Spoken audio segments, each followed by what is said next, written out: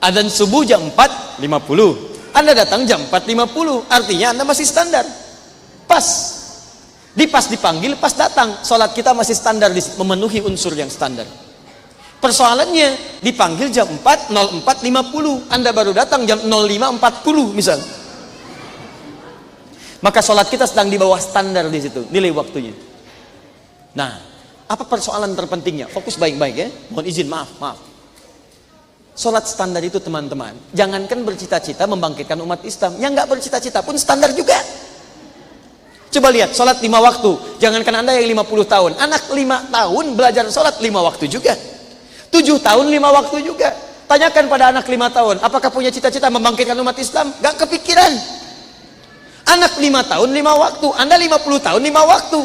Masya Allah, kalau sudah puluhan tahun masih 5 waktu juga, Anda butuh berapa tahun lagi? Sedangkan rumus dalam Al-Quran, semakin tinggi permintaan, semakin tinggi pula ibadah harus Anda tingkatkan. Saya kasih rahasia buat ibu ya. Ini antara kita saja, kita tidak bagi dengan yang lain. Lihat sini. Saya berikan rahasia besar. Kalau mungkin ada persamaan di fisika itu kan ada rumus gaya ya.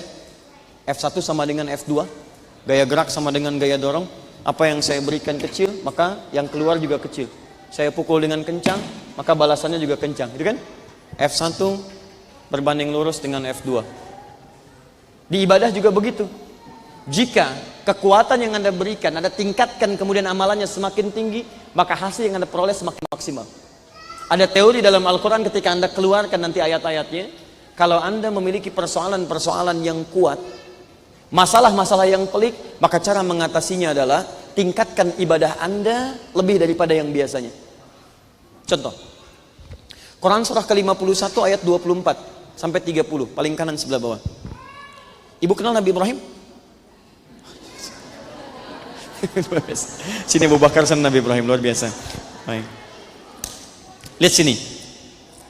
Satu kali Nabi Ibrahim kedatangan tamu Bu, malam-malam. Teman-teman, Pak, malam-malam, tengah malam. Kalau kita di Qatar mungkin jam 1, jam 2 lah. Pertanyaan saya, Ibu kalau kedatangan tamu malam-malam, Assalamualaikum, Assalamualaikum, dibuka nggak pintu? Buka. Dijawab nggak salamnya? Tidak. Ibu boleh nggak buka pintu, tapi minimal jawab salam. Kalau jawab salam hukumnya wajib. Assalamualaikum, Waalaikumsalam, Assalamualaikum, Waalaikumsalam. Dibuka? Enggak. Lihat sini baik-baik. Hal ataka hadits dhaifi Ibrahim al-mukramin. Pernahkah Anda dengar kisah tentang Nabi Ibrahim yang kedatangan tamu-tamu malam-malam dan dimuliakan? Idz dakhalu alaihi faqalu salama. Ketika dia ketuk pintu mengucapkan Assalamualaikum, kata Nabi Ibrahim, Waalaikumsalam. Fokus. Qaumum munkirun. Orang asing. Baik, fokus, orang asing. Kalau Anda kedatangan tamu, jangankan malam lah, siang-siang misalnya, orangnya asing, nggak kita kenal. Pertanyaan pertama apa yang kita lakukan pada tamu itu? Pertanyaannya apa Bu? Siapa, ada keperluan apa, dari mana? Cara pandang Nabi Ibrahim beda dengan yang biasanya. Perhatikan baik-baik. Ini orang asing, orang jauh. Kalau bukan orang sini berarti olah, capek. Kalau orang lelah berarti harus dimuliakan. Tidak banyak bertanya macam-macam, dipersilahkan duduk. Faragha ila ahlihi faja'a bi'idlin samin. Kembali pada istrinya, bertanya ada menu terbaik apa untuk tamu kita malam ini. Malam-malam kedatangan tamu, tengah malam, bukan 1-2 orang, cukup banyak, tidak ditanya, dipersilahkan istirahat. Langsung cari menu makanan, tidak ditemukan. Yang ada cuman lembu, anak sapi, sempat-sempatnya nyembelih anak sapi malam-malam, bikin gulai Bu. Bikin gulai. Perhatikan. Ini di bawah, ini luar biasa, nggak ada standarnya ini. Malam-malam datang tamu, masih sempat potong anak sapi, bikin gulai. Kita tukar situasinya.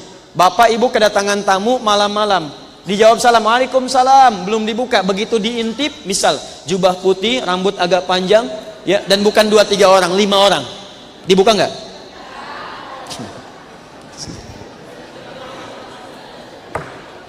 Sekarang lihat, belum selesai. Faqarrabahu ilaihim, makanan siap jadi dihidangkan kepada mereka, tamunya. Qala ala ta'kulun, begitu dihidangkan, tamunya nggak nyentuh makanan. Dilihat begini, sudah duduk. Ibrahim duduk, tamu dihadirkan alaihissalam. Dilihat nggak dimakan, yang paling luar biasa diamati, tangan nggak nyentuh makanan, lihat ke kaki, kaki nggak napak ke lantai. Posisi tengah malam. Pertanyaan saya, kalau Bapak dalam situasi itu, apa yang terjadi dengan Anda? Ingat, kalau bisa berlari, itu bahasa Arabnya nanti masih ada peluang, ro'ibtu minhu. Seperti hadis Al-Bukhari nomor hadis yang keempat. Tapi kalau Anda sudah nggak bisa mengelak, bahasa Arabnya aujas. Aujas itu ketakutan yang sangat, tapi sudah nggak bisa menghindar. Bagaimana Anda mau lari? Anda di tengah-tengah di sini, di kerumun di sini, di hadapan Anda mustahil bisa lari. Makanya kalimat Qur'annya diksi yang dipilih bukan ro'iba, tapi aujas. Fa'aujasa minhum khifah. Maka Ibrahim alaihissalam merasa takut luar biasa dan tidak bisa menghindar. Tapi yang dahsyat bukan itu. Perhatikan ayatnya. Qalu la takhaf wa basyaruhu bighulamin alim. Mereka katakan, kamu nggak usah takut, dan mereka datang membawa kabar gembira, istri Anda akan melahirkan punya anak yang sangat jenius, cerdas. Saat itu Nabi Ibrahim sedang bersama Sayyidah Sarah. Maaf, Sayyidah Sarah divonis secara medis, secara klinis, maaf ibu ya kalau bahasanya kurang menyenangkan, sudah monofos dan divonis tidak mungkin punya keturunan, mandul monofos. Secara medis mustahil, secara klinis gak bisa. Tapi lihat, Ibrahim melakukan satu amalan yang luar biasa. Standar menerima tamu di tengah malam, sulit untuk dibuka pintu. Beliau buka pintu. Salam, ibu katakan tidak dijawab, beliau jawab. Tanya, Anda katakan diwawancara, dari mana, keperluan apa? Nabi Ibrahim tidak cara berpikirnya. Tamu, ada sesuatu, capek, silahkan istirahat. Minimal tanya, silahkan. Tapi yang ini tidak. Cari makanan, sembelih lembu, hidangkan bentuk gulai. Ketika maksimal diberikan, bukankah hadis Nabi mengatakan, man kana yu'minu billahi wal yaumil akhir falyukrim dhaifa.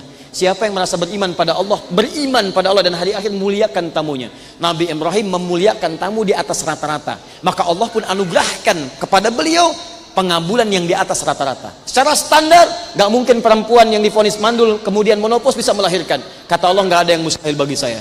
Melakukan amalan luar biasa, diberikan kemudian hadiah yang luar biasa. Kalau Anda mau kumpulkan silakan. Nabi Zakaria ada amalannya. Quran surah kemudian di surah 3 misalnya ayat 37 sampai dengan 39-nya.